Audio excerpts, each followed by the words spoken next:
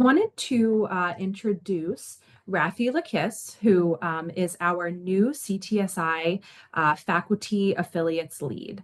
As you all know, you saw the email from Wilson Brown about a month or two ago that he has moved on to another opportunity. So he is no longer with Penn State, but we know the program is in good hands with Rafi as our faculty lead. So I just wanted to introduce him, and Rafi, if you would like to just give a brief background on yourself to the affiliates, and then we can jump into team science. Well, Mr. Morning. Good morning, everyone. I'm Rafi Lukis. I'm the director of the School of Behavioral Science and Education at Penn State Hattiesburg, and I'm glad to be joining this group as the new faculty lead for this group. I'm the associate director for CTSI, doing a lot of track of all trade, whatever Jennifer Krasniewski asked me to do. And she asked me to take over to this group since Wilson left us this past summer. So I'm here to help in whatever capacity I can to lead this group, to make sure that you have what you need as we move forward in connecting all of you with your interests in collaborating with CTSI and with each other. We plan to, Nicole and I start thinking about what we're going to do this year. We also want to expand to some of the other campuses to make sure that other people who are interested in joining this group know what the affiliate program is all about. And we're starting also expanding collaboration with some of the other Penn State campuses. So that's some of the things that we have coming up this semester. And as I take this role and learn more about what's happening with the affiliate programs. So I'm looking forward to working with all of you. And that's pretty much it. Thank you so much, Rafi. We are so excited to have you leading the program moving forward. And I just wanted to echo what Jen said. We will definitely miss Wilson, but we know you'll be fabulous in this role. So thank you for your leadership. Okay, we can go ahead and move into team science, and I'll hand it over to Susan Simpkins.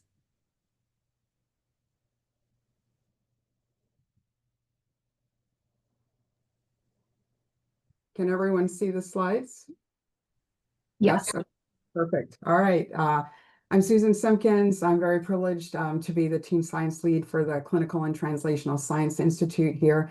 And I want to just let everyone know that there's a whole science to teams. We've been studying this for decades now, myself included, as well as many others across disciplines. So we know a lot about what can help teams to improve, and I wanted to bring some of that knowledge as you start this process of forming teams around your collective research interest. So I want to talk a little bit about how do you start these kinds of collaborations and give you some tools that you can use, even starting today in your breakout sessions. So it comes down to two questions, really, just right out at the outset, is what do you have in common, right? As you start to form teams, what's going to cohere you in terms of commonality and sharedness and similarity? But the next question is also equally important, is how do team members' uniqueness add value? So what do you have in common, but also what do you bring that's distinct from everyone else that adds value to your team? So these are two questions overarching that you should keep in mind as you go throughout the process of forming these collaborations. So one of the things you want to do is try to identify multiple areas for collaborative research and then kind of hone in, on what it is you want to focus on. So on the commonality side, it's often really helpful to start with something called the grand challenges, like the really big picture issues that you're passionate about addressing.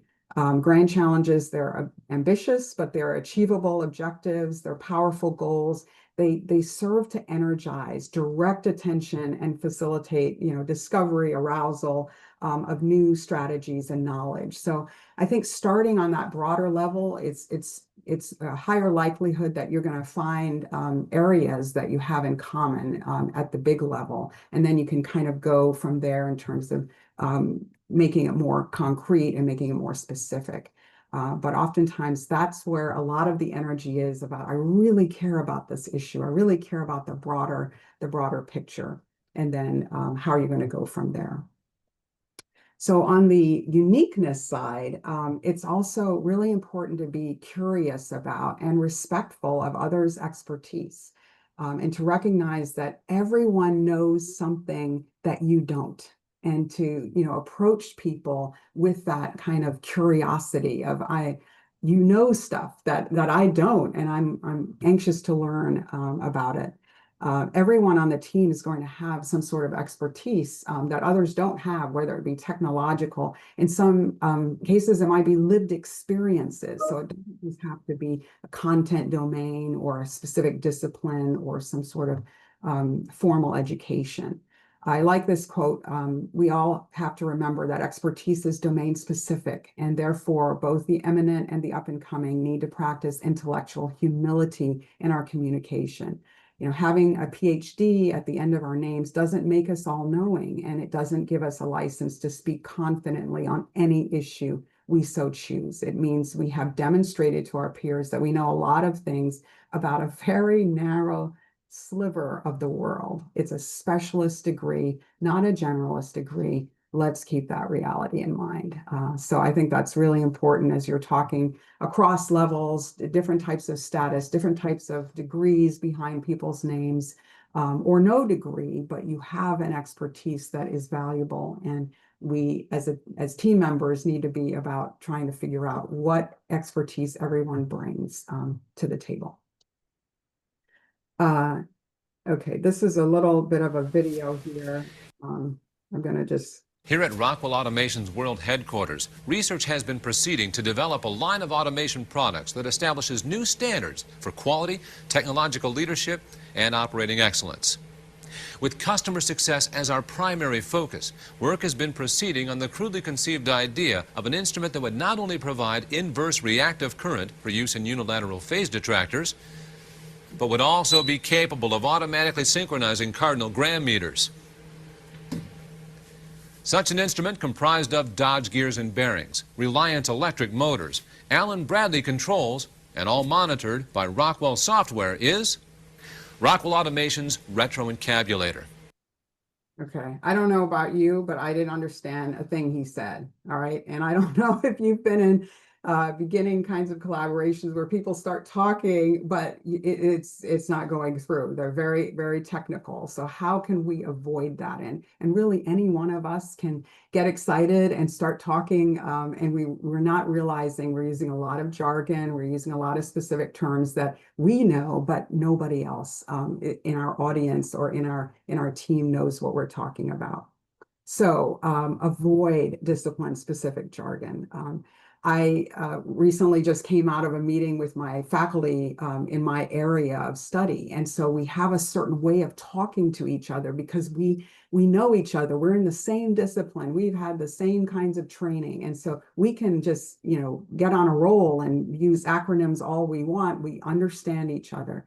But when I'm switching to another type of team where there are people with different expertise, it's interdisciplinary, or community members are involved, or other people that are not trained in the same area I am, you have to talk differently in order to be effective. So be on the lookout, it's like, are we talking past each other, different definitions with the same term, or different terms that, like, oh, wow, when I say this, I'm using a different term, but we're really meaning the same thing. And so trying to figure out how to communicate across different expertise is challenging. But these are some of the tips that can help you do it more effectively.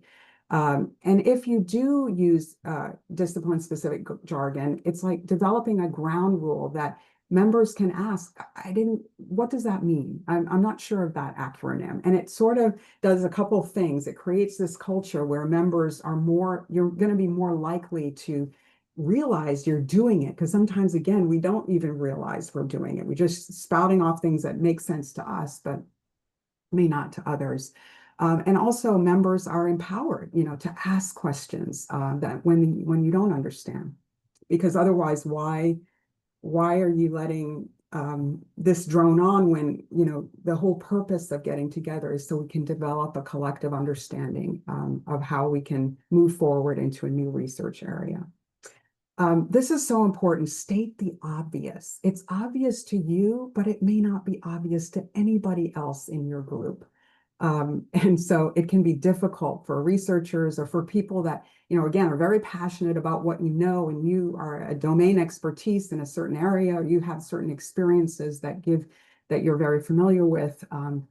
You don't even recognize you have a lot of knowledge, and it's tacit, that it's difficult to make it explicit, like what is it, but I like to think about trying to explain this to your mom, or trying to explain it to one of your children in very simple terms that don't use a lot of jargon, but get the message across effectively. And sometimes it takes a little bit of practice to step back and do this.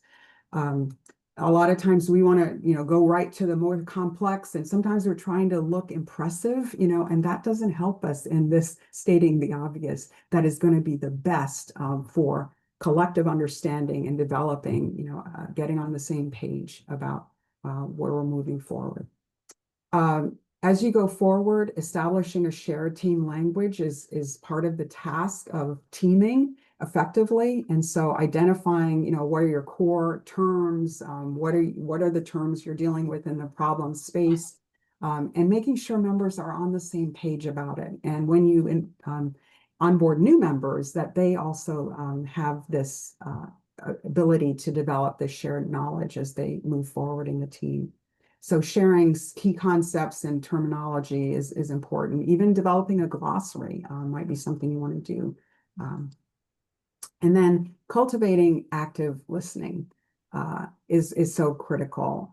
Providing opportunities for information or for communication after information is presented. So, after you talk about something, information is presented in a meeting, giving members the opportunity to follow up with them questions. I wasn't quite sure about that. Use this acronym here. What does that mean?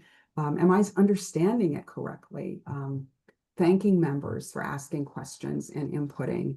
And what you want to do is develop a norm where it's normative, it's okay, it's accepted that you can ask questions, you can raise concerns without the threat of I'm going to look stupid. I'm afraid that I'm going to be humiliated. We want this openness because everybody, again, has knowledge that somebody else doesn't. And so we can work towards that in our teams. So as you move forward today in these groups, in your breakout groups, I would encourage you to think about how to communicate differently than you would from your peeps, in terms of the background, the disciplines, the people that that you have a lot of familiarity with, and to do something a bit differently, communicate differently, state the obvious, don't use jargon. And if somebody slips and does, that you feel free to say, hey, can you explain what that is? I'm not sure. And have that be right from the get-go today, an acceptable norm that you develop. All right, I will stop there. Thank you for your kind attention.